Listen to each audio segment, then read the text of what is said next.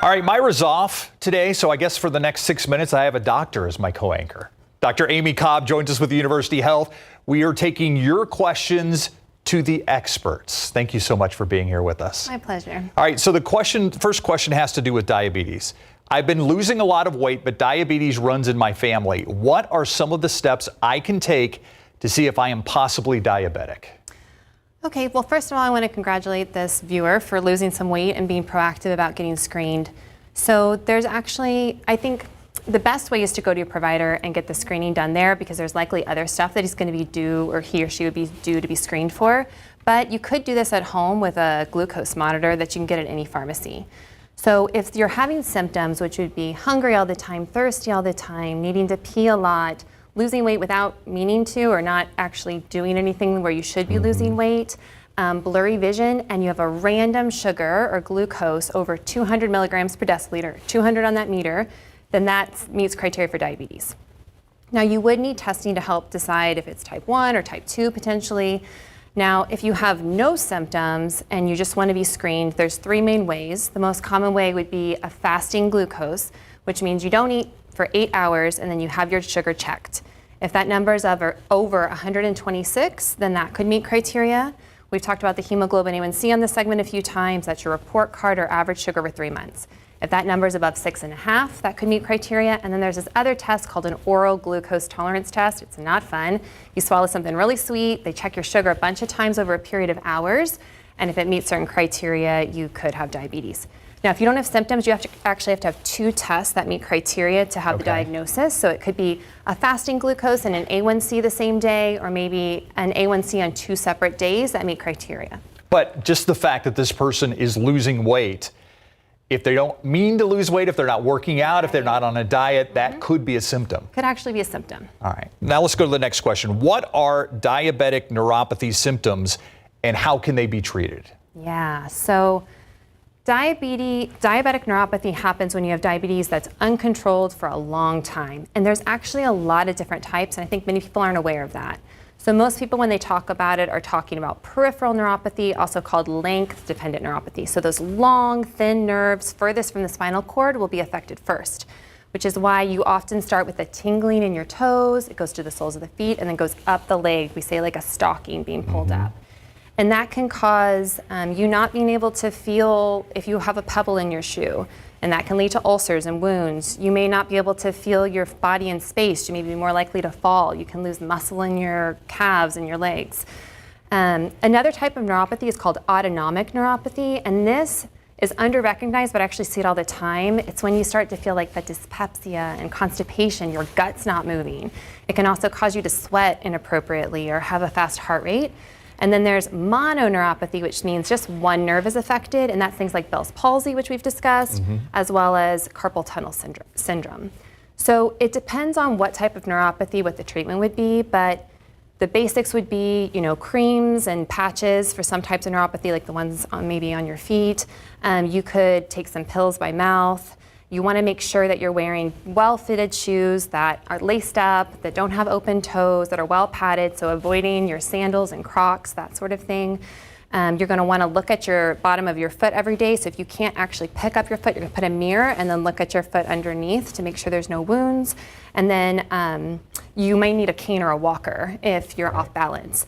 And the other thing I would say is that an ounce of prevention is worth a pound of cure. So you just want to get those sugars under control as soon as possible. Yeah, and diabetes is such an issue in San Antonio and South Texas. If you think you may have it, get tested. If you have it, get treated. Yeah, make sure you're doing all of that preventative maintenance stuff that you have to do for diabetes. You don't get the diagnosis and then stay home. You got to see your doctor regularly. Yeah, absolutely. All right, next question. Is a non-mRNA COVID vaccine available? If not, do you have any idea when?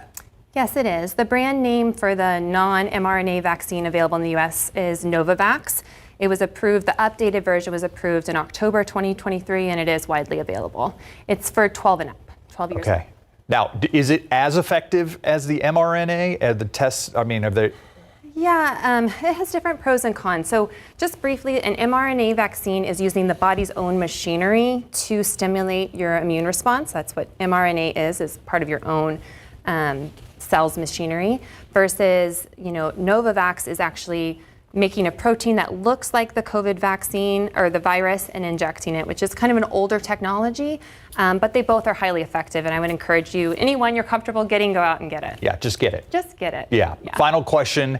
How common are miscarriages? Yeah, so the ACOG, which is the American College of Gynecologists and Obstetricians, says that early pregnancy loss can happen in up to 10% of clinically recognized pregnancies, and about 80% of those happen in the first trimester. What I really want to emphasize is that most of the time it is not anything that the woman did that caused the pregnancy loss. Almost 50% of the time it's actually a fetal factor, like a fetal chromosome or a DNA problem with the developing fetus. And I actually don't like the term miscarriage because it implies that the woman did something wrong. She miscarried the baby, but really that's not the truth. And the other thing I want to just mention is that a lot of people, both the woman and her partner, may be experiencing a lot of isolation after a miscarriage. And I think that's partially because a lot of people don't announce a pregnancy until the second trimester. And so people don't even know that there was a pregnancy, and then it feels taboo to talk about it a lot of times in our society. But the silver lining here is that of those who have experienced a miscarriage, 85% go on to have a successful pregnancy, and those who have had 2 or 3 miscarriages, 75% go on to have a successful pregnancy. And one of the reasons we ask this question is because of the stigma that's out there. Right. And our Stefania Jimenez has been very open with the fact that she suffered a miscarriage and that she has been dealing with infertility issues. She's actually having a live stream right after this newscast on KSAT12, on our YouTube page, and KSAT.com. So be sure to stick around right after this newscast. As a matter of fact, at the end, we're going to have a conversation, but hopefully we break down some of the stigma and figure out a better word than miscarriage. That's right. Pregnancy loss. Pregnancy loss. I like that. Dr. Amy Cobb, University Health, always appreciate your time. Thank you. If you have a question for one of our doctors, we want to see it. You can use this QR code to submit that question. We'll be right back. San Antonio, you were there for me, and now we want to do the same for you. When I shared news with you about my miscarriage, I was flooded with your messages of love and support. In fact, some of you even shared your own experiences with pregnancy loss and infertility. I know it's tough, but the one thing I learned from this is that you're not alone. We're not alone. So many people go through this, and that's why on November 30th, we're going to have a town hall here at KSAT that specifically focuses on infertility and pregnancy loss. We're going to have a fertility expert, a doctor, and we're also going to have a therapist. They're going to be here to answer your questions. So here's what you do. You click on this article, scroll all the way down, type in your questions, and then hit submit. We're here for you. And remember, don't suffer in silence. Don't suffer in silence. Still time to get those questions in. We're inviting you to join us later tonight. As a matter of fact, in less than 20 minutes after the show for a special town hall about infertility and pregnancy loss. It's online. A fertility doctor and therapist will be here to answer your questions submitted online. It'll be hosted by our Stefania Jimenez. Again, it airs live tonight at 7 on our website and YouTube page. You can also catch all of it on all of KSAT's streaming platforms. Very important subject. Live cam right now, 64 degrees out there, and we've been dealing with overcast and kind of misty murkies. Not any huge downpours out there though, Adam. But we still picked up around 1/4 of an inch in most rain gauges across our area, some even a little bit more, so that was good. And as we go through the evening, skies partially clearing out. We're 66 now. We'll be near 60 by midnight, and then 53 degrees tomorrow morning with some fog and the off chance of a few showers in parts of our area. I'll break that down for you in a little bit. And it is Thermometer Thursday. We've got a tradition and something we look forward to every year. Oh, coming right up. See you in a few minutes. All right, it's that time. It's Thermometer Thursday with the tradition happening. Adam. We look forward to it every year. I love this time of year. It's so good. Make your day a little extra bright, and even every day ahead up through, well, basically Christmas. All right, let's talk about, first of all, the rainfall. A look at the drought monitor, where we picked up the most rain.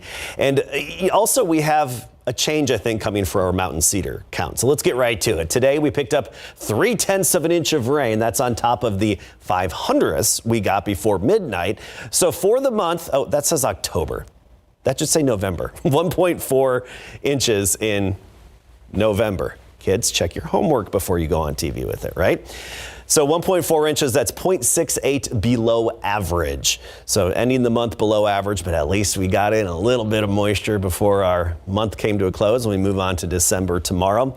Obviously, we still need more rainfall, but we've seen improvements across the whole state in general. Just even compared to last week, we've had an 11% improvement in terms of getting rid of drought in 11% of the drought-stricken areas. But notice Louisiana, Mississippi, even parts of Arkansas, New Mexico as well, still in a drought. But you look at the rainfall, or precipitation, we should say, because in the higher elevations of New Mexico, it was snow, over the last 48 hours. And it's good to see some of those drought-stricken areas getting some of that precipitation. And the radar looks even better just over the past 8 hours from northern New Mexico through Oklahoma, Arkansas, even Missouri, Louisiana, and the very drought-stricken part of southern Louisiana. East Texas getting some decent rainfall as well, including our friends around Houston.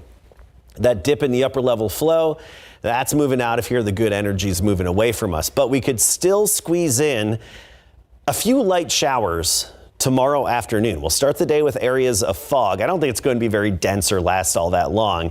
But then tomorrow afternoon, as a little wind shift line, a little boundary, weak cold front technically, moves in, and it slowly drops in closer to the coast. 1 o'clock, a few stray showers closer to the Gulf Coast. And then even into the afternoon thereafter, we could see just a few of these brief splash and dash showers, generally between I-10 and I-37 from Gonzales to Cuero to Goliad and points eastward. Otherwise, locally, we'll have a mixture of sun and clouds.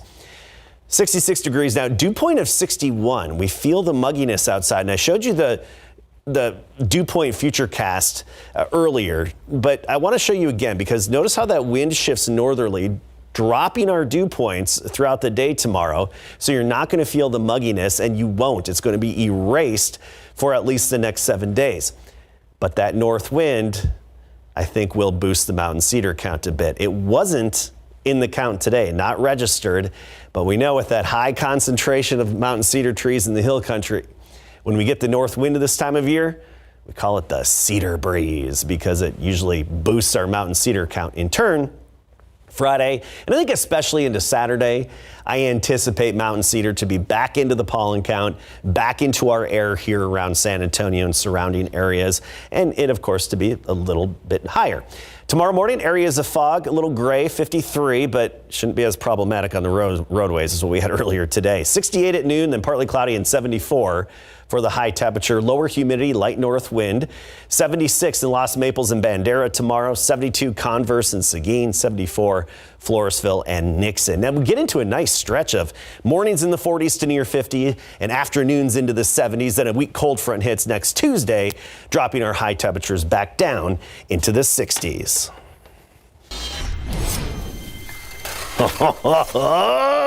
Oh, baby, it's that time of year.